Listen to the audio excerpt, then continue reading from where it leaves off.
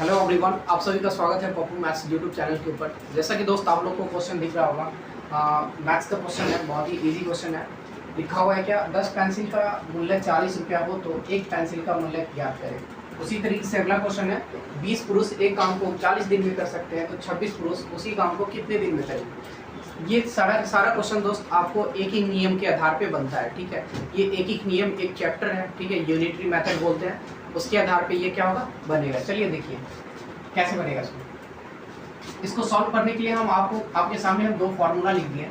जैसे वस्तु का मूल्य जब भी दिया रहेगा, जब भी वस्तु का मूल्य ज्ञात करना होगा तो आप कीजिए क्या, दी गई वस्तुओं की मूल्य में वस्तु की संख्या से भाग कीजिएगा तो आपका क्या हो जाएगा, एक वस्तु का मूल्य निकल जाएगा। उसी तरीके से जब वस्तु की संख्या निकालना हो तो दी गई वस्तुओं का मूल्य और बट्टा में क्या कीजिएगा, एक वस्तु का मूल्य से भाग कीजिएगा तो आपका वस्तुओं की संख्या निकल जाएगा। चलिए देखिए उसी तरीके से इसको बनाते हैं। आपको दिया हुआ है क्या, 10 पेंसिल का मूल्य, 10 पेंसिल का मूल्य है, यानी क्या एक वस्तु का मूल्य निकाल रहे हैं। यहाँ पे एक पेंसिल का मूल्य निकालना है तो आप एक पेंसिल का मूल्य लिखिएगा। एक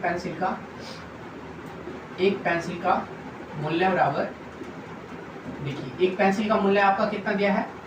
एक पेंसिल का मूल्य निकालने के लिए दी गई वस्तुओं की मूल्य, तो दी गई वस्तु का मूल्य कितना है, 40 रुपया है, ठीक है, 40 रुपया है। और टोटल वस्तु कितना है आपका, 10 है, तो 10 से भाग कीजिएगा तो एक का मान कितना आ जाएगा, 4, यानी एक पेंसिल का कीमत आपका कितना लगेगा, 4 रुपये लगेगा, ठीक है। तो इसका आंसर कितना आ जाएगा, 4 आ जाएगा, ठीक है। उसी तरीके से अब नेक्स्ट क्वेश्चन को हम लोग बनाएंगे दूसरे फॉर्मूला का यूज करके।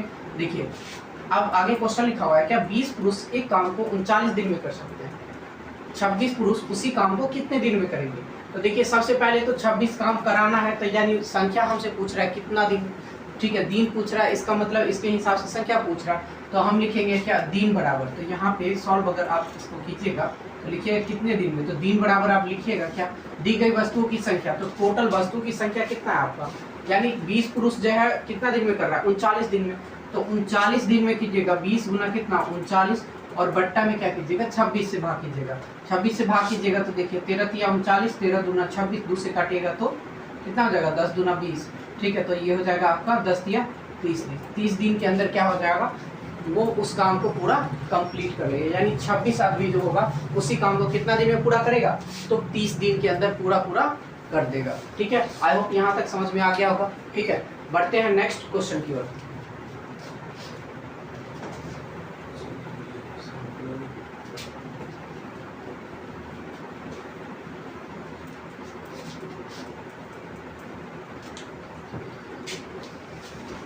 मुझे समझ में आ गया,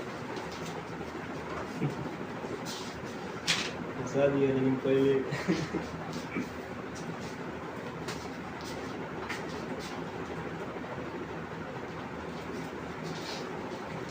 चलिए दोस्त देखिए अब साधारण ब्याज के ऊपर क्या है, क्वेश्चन दिया हुआ है।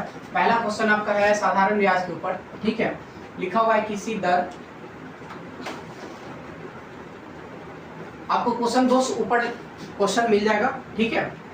देखिए क्वेश्चन दिया हुआ है क्या, किसी दर 500 रुपए का साधारण ब्याज, किसी दर से 500 रुपए का साधारण ब्याज। साधारण ब्याज बोलने का मतलब हो गया, यहाँ पे आपको मूलधन दे दिया है, यहाँ साधारण ब्याज 500 रुपए पर 4 वर्ष में 40 रुपया बनता है, ठीक है। यानी 500 रुपया कोई इंसान है जो दे रहा है किसी को, और 4 वर्ष में उसका कितना बनता है, 40 रुपया उसका साधारण ब्याज बनता है। तो बोल रहा है कितना परसेंट के हिसाब से उसने पैसा दिया है। तो चलिए देखिए कैसे बनाएंगे इस प्रकार के क्वेश्चन। तो सबसे पहले आपको मूलधन कितना दिया है, मूलधन दिया है आपको 500 रुपया, ठीक है। और समय कितना दिया है, समय आपको दिया है 4 वर्ष, कितना दिया है, 4 वर्ष, ठीक है। और पैसा यानी साधारण ब्याज जो इसका दिया है, साधारण ब्याज हो गया 40 रुपया। तो अब आपसे पूछ रहा है क्या, दर, यानी कितना प्रतिशत के हिसाब से इसने पैसे उस इंसान को दिया, ठीक है, जो 40 रुपया उसका बन गया ब्याज, ठीक है। तो देखिए दर बराबर आपको सिंपल सा यहाँ पे एक ही फॉर्मूला लगा के आप सारा का सारा आंसर निकाल सकते हैं। देखिए कैसे बनाइएगा। तो सबसे पहले आप लिखिएगा क्या, साधारण ब्याज बराबर मूलधन गुना समय गुना दर, और बट्टा में 100, ठीक है। देखिए साधारण ब्याज आपका कितना दिया, 40 रुपया दिया है, तो 40 बराबर मूलधन कितना दिया, मूलधन 500 दिया है तो आप 500 कीजिएगा, ठीक है। समय आपका कितना दिया, 4 वर्ष दिया, तो 4 से गुना कीजिएगा। और दर आपसे पूछ रहा है तो दर को दर ही छोड़ दीजिएगा, ठीक है। और बट्टा 100 है तो 100। देखिए 2 जीरो से 2 जीरो कैंसिल हो गया, ये 4 से काटिएगा, 10 चौक 40 हो गया। और कटेगा क्या, हाँ कट जाएगा। देखिए 5 दूना 10, यानी आपका दर अगर देखिएगा तो दर कितना हो जाएगा, दर 2% के हिसाब से इसने क्या किया है, उस इंसान को पैसा दिया है 4 वर्ष के लिए, तो जिसका ब्याज बन के कितना आया, 40 रुपये आ गया, ठीक है। यहाँ तक जल्दी फटाफट नोट करिए। तो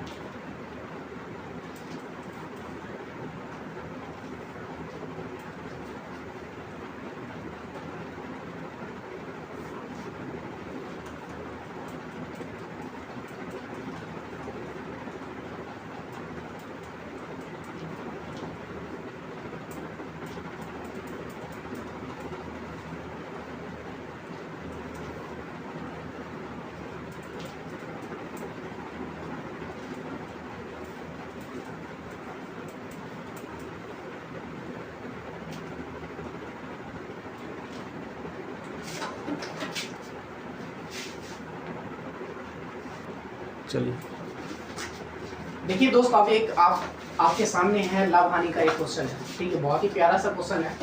देखिए क्वेश्चन है, एक विक्रेता ने एक रेडियो 162 रुपये 50 पैसा में खरीदा और 195 रुपये में बेचा, तो लाभ प्रतिशत होगा।